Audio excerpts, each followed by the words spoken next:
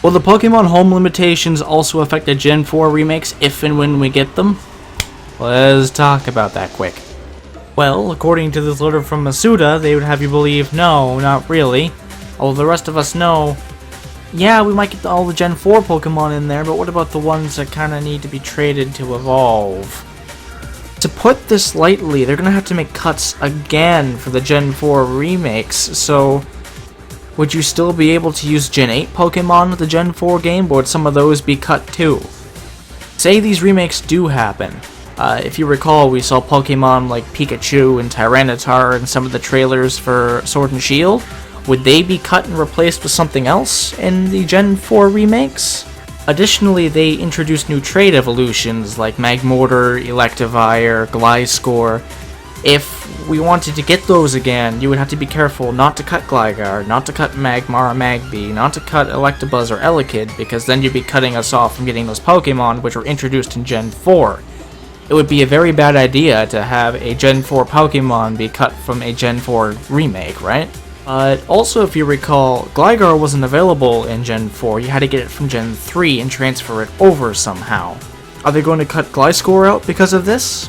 Or are they going to put some effort into these games and actually put Gligar in where it wasn't before so that we can get Gliscor, since there's a chance it won't be in Pokemon Sword and Shield, so we can't transfer it unless we can transfer from Pokemon Home into the remakes to get our Gligar. Because what I'm thinking is, some of these Pokemon may not be catchable in-game, but they might still be in the decks, so we might be able to transfer from Home into the Gen 4 remakes that way, if Game Freak wants to do it and split it kind of 50-50.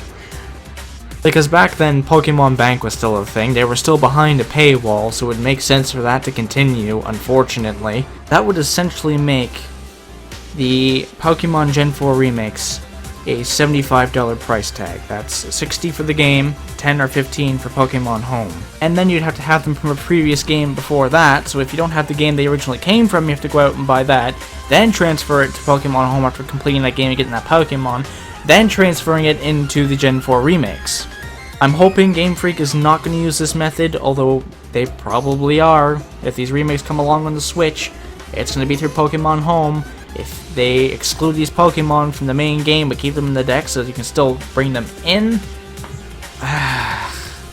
it's just going to be a mess. And if Megas and Z moves are gone, we're left with Dynamaxing and Gigantamaxing, but those are a Galar only thing, right? According to the website, it's like Galar's main staple, so what is there left to make interesting in Sinnoh? Because we don't get any more Megas. Then there's the Wi-Fi events. This would be their saving grace right here. If they do this right, they could reintroduce the Arceus event and make that actually attainable. Or they could, just give us the Pokemon via the mail guy, like they have been in the last couple of games, and take all the exploration out and the fun out of catching legendaries and mythicals. When they do that, they take the adventure out of the game and they take much of the fun out of it. Just, here you go, here's this mail order Pokemon we just given out. Everyone has one now. Enjoy. With the Darkrai event, you were given a member's card, you went into a hut, you were knocked out, and you woke up at Darkrai's island, and then you fought Darkrai, and you had a chance to catch him. It wasn't a guaranteed catch, you just had the chance. With Zeraora and Volcanion, and basically everyone from Gen 6 and up, boom, just walk into the Poké Center, yeah, bye, thanks. There's a lot of hype and expectation that's going into these games, and if Game Freak doesn't deliver, their fanbase is gonna friggin' crumble like my love life. And even the ones who like to play neutral like me, we have high expectations for this game. I've been waiting for years for a Sinnoh remake. Sinnoh is a very slow, very lore-rich region. There's a lot of heart that went into it the first time. Game Freak needs to start putting that heart into these games if they want to reach that same level of quality they had way back when. And who knows, maybe they can turn Sword and Shield around and start appealing to the public again. I mean, it has sympathizers and it has its haters. I'm in between, kind of, because I don't know who's being cut, and it does have some serious issues with me, like I don't like Dynamaxing and Gigantamaxing very much yet. I might get a feel for it after I've actually played it in my hands. Dynamaxing as a concept is just really underwhelming to me. It just makes your Pokemon really big. Gigantamaxing just makes your Pokemon really big and changes their appearance thematically. Alcremie will become a giant wedding cake. Corviknight gets a lot more hair, feathers, things on his chest. Dreadnought basically becomes Mega Blastoise, just without the cannons.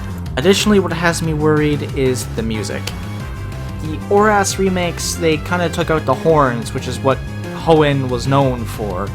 Sinnoh is more known for its piano, so I don't see that being an issue with the Switch's hardware, but it's just Game Freak likes to mess with their meta and their music just a little too much sometimes in the remakes.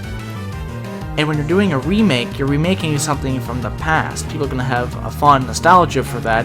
Some instruments actually play into that nostalgia really well. I bet if you use the horns a bit more, people will be looking back on ORAS thinking, oh yeah, I don't mind Mallville being a mall now. I'm just saying these kinds of changes have me worried about what could happen in the Gen 4 remakes if we get them on Switch. It's not a guarantee, but it is likely.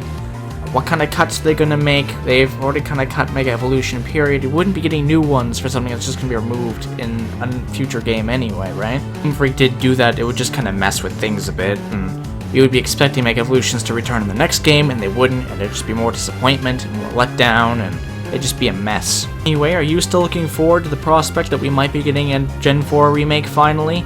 Or will it be another remake? Let me know down below. Be sure to hit that like button and subscribe. Hit that little bell if you see more of my trash content 3 times a week. And I will see all you beautiful people, hopefully, in the next video. Bye!